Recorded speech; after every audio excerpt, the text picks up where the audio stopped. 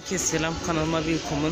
Bugün Bosch Home Professional WAV 2285 6X TR ÇM 9 kilo 1400 devir A++ çamaşır makinesi birlikteyim. Bu çamaşır makinesinin 9 kilo 1400 devir şöyle kırış görünücü sistemleri var. Şunu göstereyim. Fiyatı bu şekilde. Üstünde yazıyor zaten 152 kW'lık A++, şöyle model kodu falan. İlk önce bir tasarıma gelirsek, tasarımı tartışılmaz bizim Batik 480 TL'den daha güzel. Yani şuradaki krom detaylar, buradaki o joystick, buna joystick adı veriliyor. Bu çok güzel. Şurada Bosch logomuz var. Şuraya baktığımızda buradan ana yıkama gözü, yumuşatıcı gözü ve ön yıkama gözü de burada. Ve ayrıca da şurada da görülüyor mu bilmiyorum tabi ben. Şurada da şu an onu çıkartamadım. Burada bir sıvı deterjan için bir aparat var. Tabi bu aparatın da bir an önce acilen Bosch yenilemesi lazım. Çünkü ben bunu hiç ergonomik bulmuyorum işin açığı. Şöyle ekran paneline baktığınızda gömlek bluz yorgan gece modu var. Şu jog diğer adıyla denilen joystick hakikaten çok güzel. Yani beğeniyorum. Şöyle üstüne bastığımızda da açılabiliyor.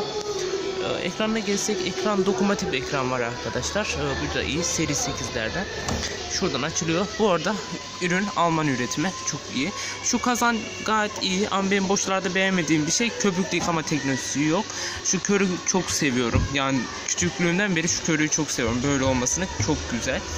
Şöyle bir şuraya bakalım biz hemen. Şurada da şuradan acil durumda kapağı açabiliyorsunuz. Buradan da pompası var. Şuradan da suyu tahliye edebiliyorsunuz. Aynen bu şekilde kapanıyor. Şöyle burayı da bir gösterelim. Aynen. Evet. Şuradaki kromlar çok güzel. Şurada gece modu var. Gece modunda daha ses çıkıyor. 9 kilo 1400 devir. A++. Vario Perfect. Şöyle baktığınızda pamuklar, sentikler, mix, hassas ipek, günler, durulama, sıkma, boşaltma, kazan temizleme, Super 15, IRG Plus, Baby, Sport Fitness, gece modu, yorgan, bir gömlek programları var. Şuralar böyle eski Bosch'lardaki gibi, o 2000'li yıllardaki gibi ışıklı olmalısı hakikaten çok hoş bir şey. Ben böyle ışıklı detayları seviyorum.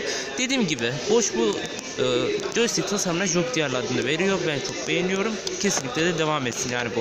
Özellikle şu joystick tasarımına hakikaten çok güzel. Bu şekilde devam etsin bence diyorum. Kısaca böyle arkadaşlar, çok bir inceleme oldu. Kısa bir inceleme oldu.